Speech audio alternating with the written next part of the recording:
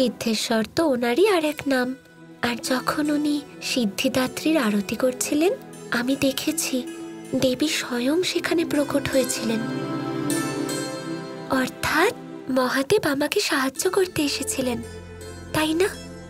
এখানে বিষয় শ্রদ্ধার, রাধা।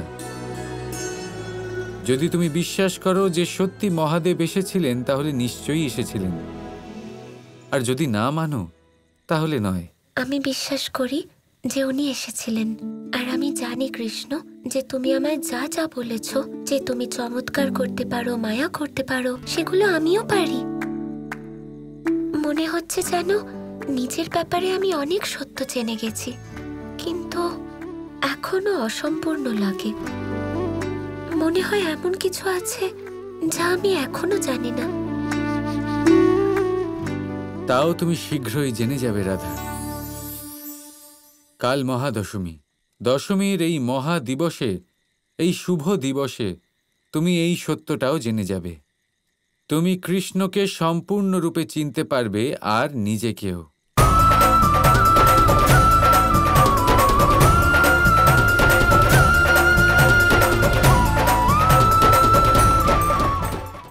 মহামায়ার মায়াও কাজ করলো না মহারাজ। কি করে করলো? কি করে করলো এই অসম্ভব কাজ? মহারাজ, কৃষ্ণ কোনো সাধারণ মায়াবী নয়, সে দৈব শক্তির অধিকারী।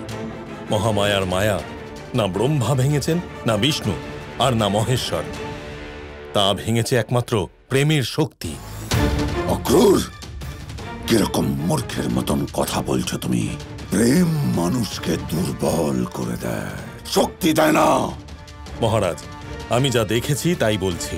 আমার সমস্ত জীবন আপনার সেবায় আমি সমর্পণ করেছি, কিন্তু এইবার আপনার পিছিয়ে যাওয়াই উচিত হবে মহারাজ, কারণ কৃষ্ণের বিরুদ্ধে জেতা অসম্ভব। তুমি আমার অত্যন্ত প্রিয় ক্রূর, কিন্তু প্রিয়জন যদি অপ্রিয় কথা বলে, তাহলে সে অধিক সময় পর্যন্ত প্রিয় থাকে না। এরপরে কখনো তুমি ওই কৃষ্ণের পক্ষে কথা যদি বলো, আমি তোমাকে মৃত্যু শয্যায় শুইয়ে দেব। কোন যুদ্ধই রক্তক্ষয় না করে জেতা যায় না। এইবার আমার রক্ত বইবে, সময় এসেছে। এবারে একজন নয়, 8টা কংস 8 দিক থেকে ওই কৃষ্ণকে আক্রমণ করবে। হয় আমার রক্ত বইবে, নয়তো ওই কৃষ্ণে। কিন্তু রক্ত অবশ্যই বইবে, অবশ্যই বইবে রক্ত।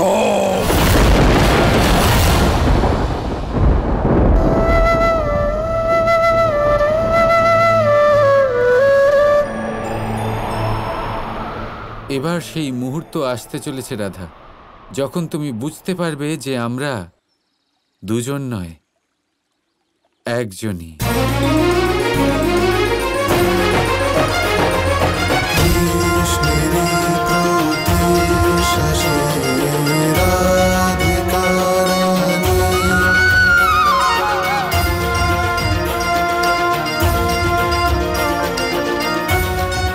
তুমি এ অনুভব করতে পারবে যে রাধা আর কৃষ্ণ দুজন ব্যক্তির অস্তিত্ব নয়, একই প্রেমের অনুভূতির একই রূপ। শেষ পর্যন্ত সেই সময় আসছে। কি হয়েছে কৃষ্ণ? কি দেখে এত ভাবুক হচ্ছ? কিছু না, নিজের প্রতিবিম্ব দেখছিলাম। প্রতিচ্ছবি তো খুবই সুন্দর, কিন্তু এটা দেখে এত ভাবুক হচ্ছ কেন? শীঘ্রই বুঝতে পারবে। আচ্ছা, একটা প্রশ্ন করব? করো। তুমি তো বলেছিলে যে ভগবান পরশুরাম, শ্রীরাম আর কৃষ্ণ একই মালার 3 মুক্ত। এটা কি করে সম্ভব? বসে পড়ো, বলছি। এবার ব্যাপারটা হলো রাধা, যে পরশুরাম রামের সাথে দেখা করেছিলেন, পরশুরাম আমার সাথেও দেখা করবেন খুব শীঘ্রই, এক অত্যন্ত গুরুত্বপূর্ণ কাজের জন্য। তুমি বলতে চাও যে ত্রেতা যুগের ভগবান শ্রী পরশুরাম দাপর যুগে কৃষ্ণের কাছে আসবেন? হ্যাঁ, ভগবান পরশুরাম চিরঞ্জীবী হওয়ার বরদান পেয়েছিলেন রাধা। চিরঞ্জীবী অর্থাৎ ওনার কখনোই মৃত্যু হবে না? কখনো নয়, বহুবার। সংসারে এক দুর্লভ প্রতিজ্ঞা পালন করার জন্য তাকে পূরণ করতে অনন্তকাল লেগে যায় রাধা। ভগবান পরশুরাম চিরঞ্জীবী ছিলেন, তাই প্রেমের প্রতিজ্ঞা পূরণ করতে পেরেছিলেন। কিন্তু কি করে? লক্ষ্মীর রূপ পৃথিবী দেবীকে ক্ষত্রিয়রা তাদের যুদ্ধ লালসা দিয়ে রক্তে রাঙিয়ে দিয়েছিলেন। তখন নারায়ণ ধারণ করলেন ষষ্ঠ অবতার। ভগবান পরশুরামের রূপে চিরঞ্জীবী হওয়ার বরদান পেয়ে এই পৃথিবীতে ভূমিদেবীর সব দুঃখ হরণ করে নিলেন। আর 21 বার নিষ্ঠুরতার সীমা পার করা ক্ষত্রিয়দের ওনাদের দম্ভ চূর্ণ করলেন, সংসারে সুরাজ্য স্থাপনা করলেন। কিন্তু ভূদেবী আর ভগবান পরশুরাম কখনো এক হতে পারেননি। ভগবান পরশুরাম নিজের অবতার কাজের প্রতি ব্রহ্মচারী ছিলেন, কিন্তু ভূদেবীর থেকে কখনো আলাদা ছিলেন না। সর্বদা ওনাদের দুঃখ হরণ করেছেন, প্রতিবার তাকে রক্ষা করেছেন। আর এটাই হলো প্রেমের ষষ্ঠ শিক্ষা। কোনো কারণবশত দুই প্রেমিক একে অপরের সাথে আলাদা হয়ে গেলে তারপরেও তাদের প্রেমের মধ্যে আংশিক অভাবও থাকা উচিত নয়। সময়ের অভাবে বা শারীরিক দূরত্বে যদি প্রেম কমে যায়, তাহলে তা কিসের প্রেম? সত্যি বলেছ তুমি কৃষ্ণ। যা শারীরিকভাবে প্রকাশ পায় তা প্রেম নয়, শুধু আকর্ষণ মাত্র। যা বিয়োগের দুঃখে বা সময়ের আঘাতে ভেঙে যায় তা প্রেম নয়।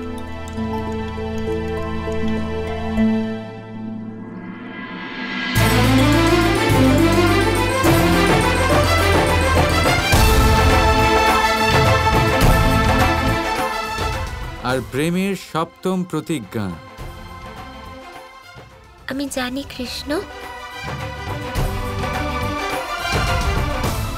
রাম আর সীতার কাহিনীর তাৎপর্য আমি বুঝে গেছি। কারণ এই কাহিনী প্রতি মুহূর্তে আমার নিজের মনে হয়, অনুভূতি হয় আমিও সীতার মতো সেই কাহিনী প্রত্যক্ষ করেছি।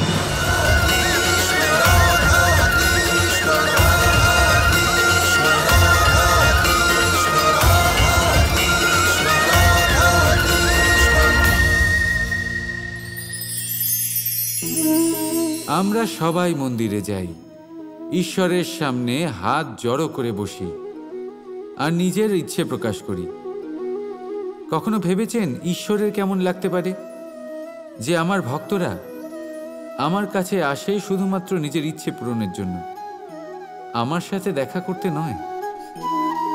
অসংখ্য লোক মন্দিরে যান নিজের ইচ্ছে ঈশ্বরকে জানানোর জন্য। যদি তাদের ইচ্ছে পূরণ না হয়, তারা হতাশ হয়ে পড়েন।